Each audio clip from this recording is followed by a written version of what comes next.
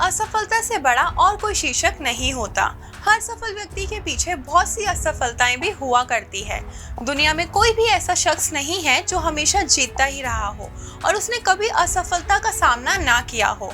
हर व्यक्ति जो हार का सामना करता है वह अपनी नाकामियों से सीख लेकर अगली दफा और अधिक तैयारी व दृढ़ निश्चय के साथ कोशिश में लग जाता है। आज हम आपको एक ऐसी ही लड़की की प्रेरणादायी कहानी बताने जा रहे हैं जो बचपन से पढ़ने में होशियार रही, लेकिन यूपीएससी परीक्षा में निरंतर असफल हो रही थी।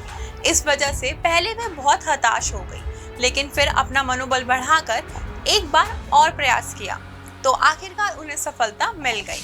आइए जानते हैं उनके सफर के बारे में।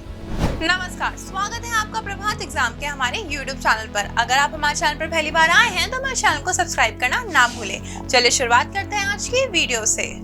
आशिमा मित्तल राजस्थान के जयपुर की रहने वाली हैं। वह बचपन से ही पढ़ने में काफी तेज थी और हमेशा क्लास में अव्वल रहा करती थी। स्कूली शिक्षा पूरी करने के बाद आशिमा ने IIT बॉम्बे से सिविल इंजीनियरिंग की डिग्री हासिल की। ग्रेजुएशन पूरा करते ही आशिमा की एक मल्टीनेशनल कंपनी में नौकरी भी लग गई। हालांकि कुछ समय बाद ही उनके मन में सिविल सेवा परीक्षा देने का ख्याल आया। यहाँ तक कि आशिमा के घर वाले भी चाहते थे कि वह सिविल सेवा के क्षेत्र में ही जाए। आखिरकार आशिमा ने अपनी नौकरी छोड़ दी और पूरी तरह से सिविल सेवा परीक्षा की तैयारी में लग गई। बचपन से ही पढ़ाई में होशियार होने के चलते आशिमा और उनके घर वालों को लगता था कि वह आसानी से सिविल सेवा परीक्षा पास कर सकती है, लेकिन जैसा सबने सोचा था वैसा नहीं हुआ। आशिमा सिविल सेवा परीक्षा के अपने पहले ही प्रयास में मेंस तक तो पहुंच गई थी, लेकिन कुछ कमी के चलते इंटरव्यू नहीं क्लियर कर पाई। इस असफलता से आशिमा काफी निराश हो गई थी, जिसके बाद उन्हें संभलने में काफी समय लग गया। उन्होंने ये मान लिया था कि वह सिविल सेवा के लिए नहीं बनी है। फिर एक बार किसी इंटर्नशिप के दौरान उन्हें राजस्थान के गांव में जाने का मौका मिला। एक घर को विजिट करते समय उन्होंने देखा कि एक 3 साल की बच्ची है जो अपनी जगह से हिल भी नहीं पाती है और यूं ही जमीन पर पड़ी रहती है।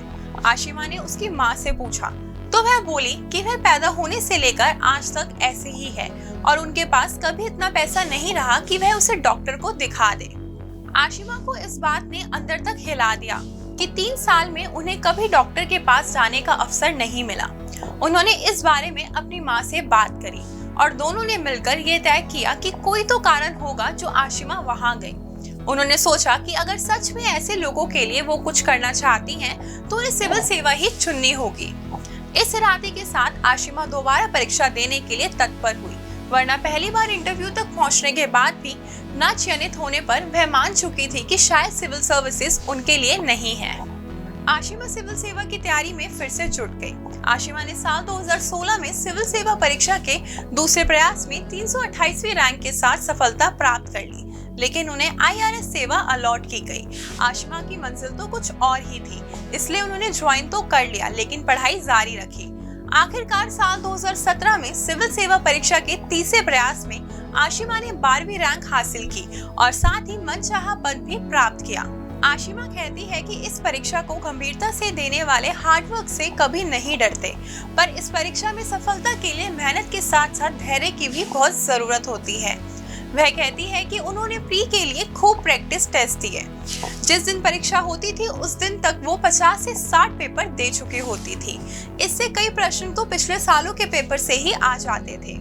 ठीक इसी तरह वह एसए के पेपर के लिए, जिसमें उनके काफी कम अंक आए थे, प्रैक्टिस को बहुत महत्व देती है।